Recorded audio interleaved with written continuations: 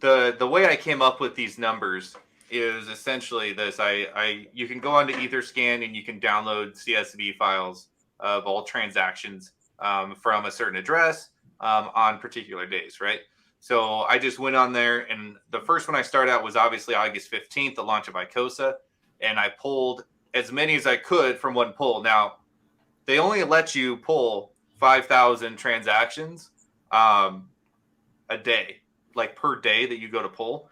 So that meant that I should have been able to get them all, but they include the second transaction in those. So when you sell to the HSI contract, then it also borrows against it immediately.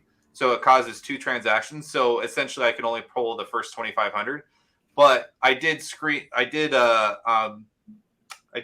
a copy somewhere on launch day on how many were sent in. It was around 2,900. Isn't that right, Blue Bum? About 2,900. I can't remember. I think it was about 2,900 there.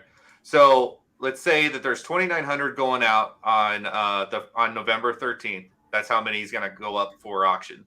The very next day, like when those original HSIs are now closing, like the last 5 minutes for everyone to get their last bids in, then you're going to see August 16th HSIs pop up there, which is going to add another 441. And then as we go down through the list, you can see how many HSIs are going to hit each day.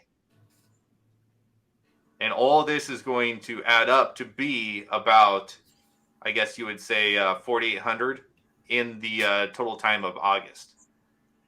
Now, you're going to see a lot more. I haven't pulled the list for September and October yet, but I'm going to.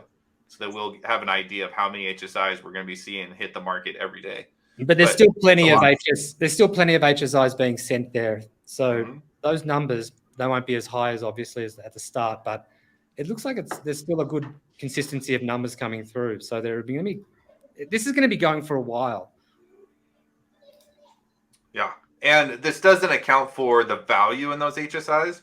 And there was a couple days in here, I think it was 18th or 19th, where it was breaking, I think it broke $1 million worth of hex at that point in time.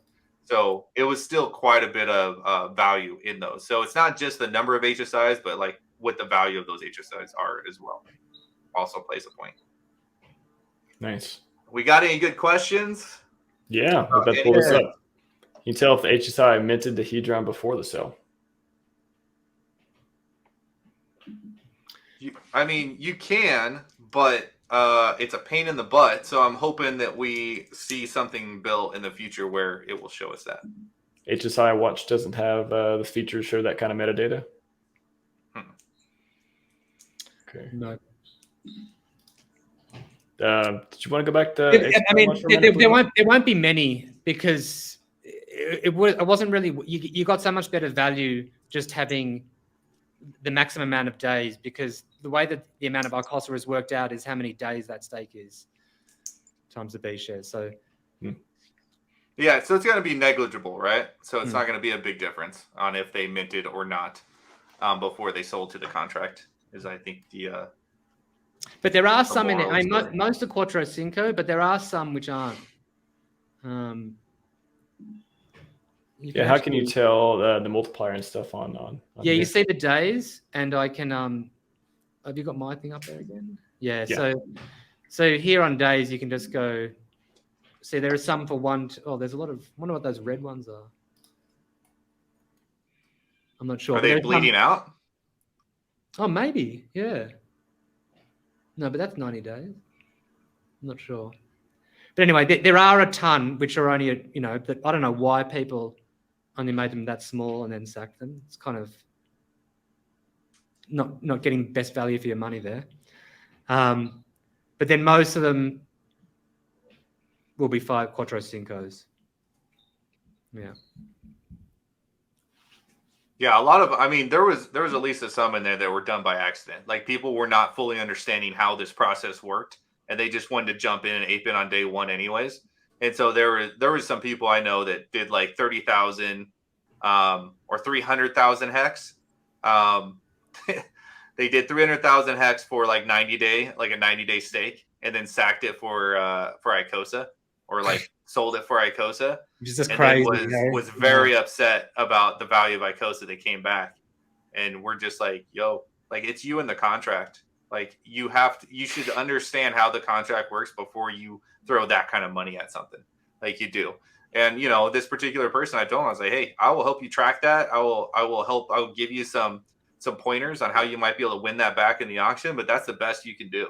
Like that's literally the best you can do. You made a big mistake and now you've learned from it.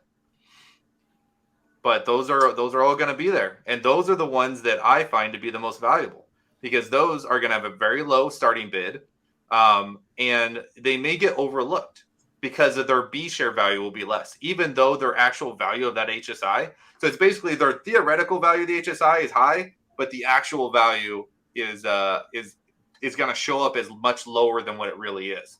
Like a 300,000 hex stake may be roughly the same amount of B shares as like a 50,000 hex stake sent over Quattro Cinco, right? So those are going to be the diamonds in the rough that a lot of us are going to be looking for.